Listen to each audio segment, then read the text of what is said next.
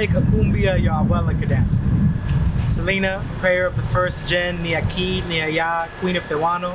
Selena gone and learned Spanish and then made Tex-Mex music you forgot was born in America. Selena gone and got your man weeping on the couch. And the Latinidad ain't wept so hard during a movie since Richie caught a plane into the sunrise. In this country only mourn the white men. Selena gone and put 5 albums on the Billboard chart, No Mames, at the same dang time. Selena went and sang her own funeral love song, because dreaming of you after death is about as Latin as it gets. Selena went and became a history of brown excellence and thriving glory, of cultural pride now glistening in the corner of your eye. Do y'all feel that? You see? Selena left you that. Damn. Little taste for that. Damn, that was beautiful. Thank you. Damn, I was like, ooh. Shout out Richie though. Shout out Richie. Also shout out Janae Johnson, who that poem is based after. She has a fantastic Stevie Wonder poem that's in similar fashion. Yo, amazing. Thank you for sharing that. That is exclusive. So, thank you for joining us again. You might be wondering what this is. It's another episode of SJCA Style and Cultures web series that's going on. Today's guest is Jarvis Subia, and he just blessed y'all with a little bit of his magic. So, reason why I brought Jarvis on was also to kind of get an insight of just how it's been since he was featured on Content Magazine, but more than anything, receiving an award for SV Creates Emerging Artists or Emerging. Yes. So it's an SV Create Award, and it is their Content Magazine Emerging Artist Award. Say that 10 times fast. It is a whole mouthful of words, but it essentially means that that I am a newer artist who is starting to branch out into, I guess you could say, more established artists. I'm like building my artisticness into the world, and it's some notoriety that has been cool and that I feel like feels good to be seen. That's what I've been telling folks. It feels good to be seen by your community and by the city you grew up in. That's a special thing. Yeah. And I really honestly was just taken back. I love the cover. It was beautiful. Just the fact that it was all Jarvis. Like it was you in photo, but like more than that, it was just like it represented Jarvis. Because you didn't have to like compromise. You didn't have to wear something that you didn't want, I'm guessing. Right. I picked my outfit that day. I was trying to actually recreate a look that I did maybe like this past year. I went to the Individual World Poetry Slam. Mm-hmm. And so when you go to poetry slams, as you may know, we got this term called bout fits, which is your outfit you wear at bouts of the competition, small competitions. And so one night I wore a bout fit, which was essentially what I wore on the cover. And I got a lot of love for it. And it was probably like the most authentic I'd felt in a long time.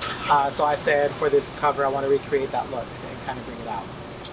It came out great. And I think more than anything, the fact that I think being recognized by your peers and just contemporaries, you mentioned that there was other writers that were receiving awards, but you know, how did that feel to know that one, it's you were selected? It feels good.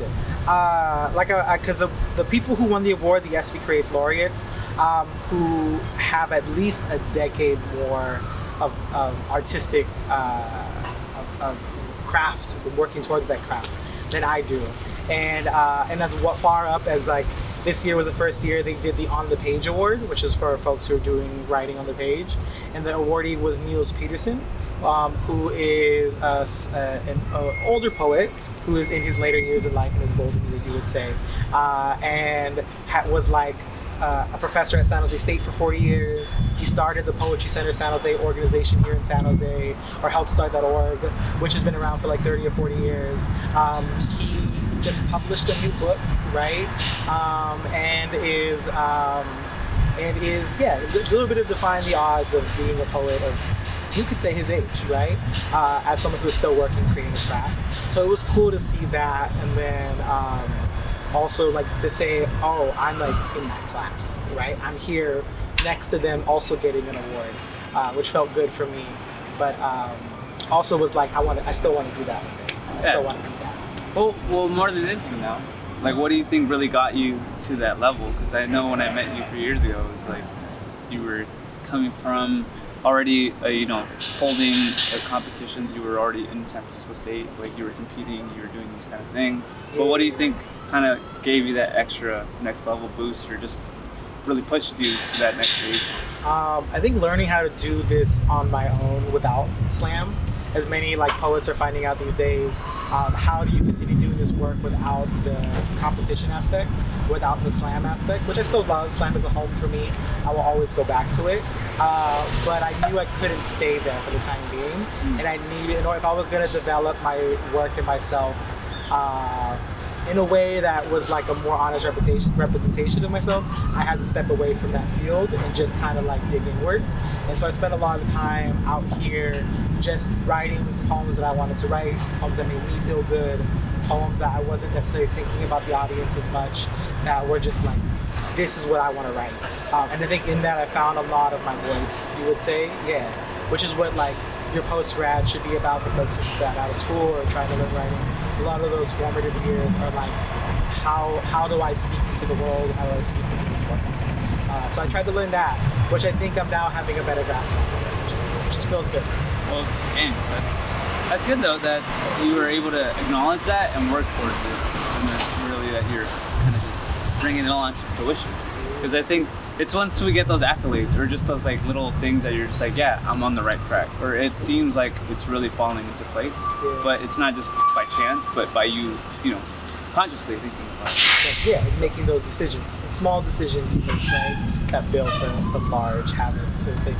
But another part of that too, I would say, is just finding a lot of arts community here in San Jose, which is a really beautiful thing that I always love to speak on, is how much it's grown since the time I went into college, from the time I got out of college. Like, it feels like night and day. There's so much more arts here. There's so much more folks our age who are just doing fantastic work, that are dope, who could very easily have won the award that I have won. I just set my app out. Y'all set your apps out. Hey, half of it is applying, and then the other half is... I've been trying to build that practice of like, how do you, the practice of the logistics of it. How do you fill out an app? How do you get good at filling out an app? How do you keep sending those things out into the world and like not care if you do get rejected, but you're just still sending to like see what opportunities come back and come your way. And realizing that is as much as you don't think about it, that's a practice in itself, is how you frame yourself for these boards or these people who are going to be like giving you opportunity. And for those that maybe are curious, want to know where they can check out your work, check out an event, attend some sort of competition that you're hosting, because I know you also do that, or party with you, where can they go? Most days you'll find me in the garden. It is my poppin' spot. The garden, wait. The garden at my house. So I garden. If you can tell, I have a flower aesthetic. Music venue, concert hall. Not like an actual real ass garden with dirt and bugs and shit. No, I garden, and it's one of my passions. It's a lot of my aesthetic, but also I just love putting plants into the earth.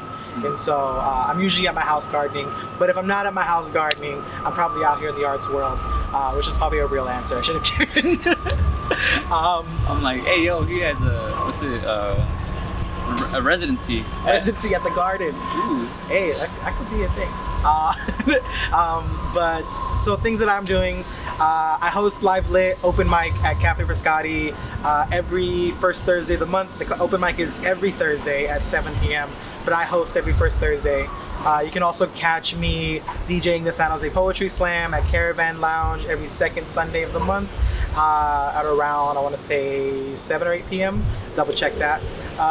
Or possibly in the future creating some opportunities of my own. I recently got and I accepted to the Poetry Incubator for Community Works through the Poetry Foundation. So in about a week or two, I'm heading to Chicago to meet with a bunch of arts educators, poetry poetry community organizers from around the country. And we're just going to think tank and brainstorm. And I'm really hoping to bring back some good ideas for San Jose and some new energy to put into it. So well, it's great to hear that you are moving forward. Trying to Making moves. Onward. But And follow me on social media. Instagram at words_and_facial hair, or at Twitter at Jarvis Subia, or on my website, flowerboywrites.com. That's the best way if you want to like actually check out my work, or get to know about me a little bit more, or reach out to me about an opportunity you might have. Website's probably pretty I will good. make sure that all of that fancy URL, handle, website, It's going to be in tags in this region of the video. So thank you for your time. Make sure to like, share, subscribe, not to me, but to Jarvis Subia. Make sure if you are curious, you want to see more work, you want to hear more work of this lovely man. So thank you. Make sure to tune in for our next episode. But thank you for your time. Thank you for the wonderful poem that you opened up this episode with. I love it. Selena Olives. So, peace out. Peace. Bye. She said she wanna go to that place.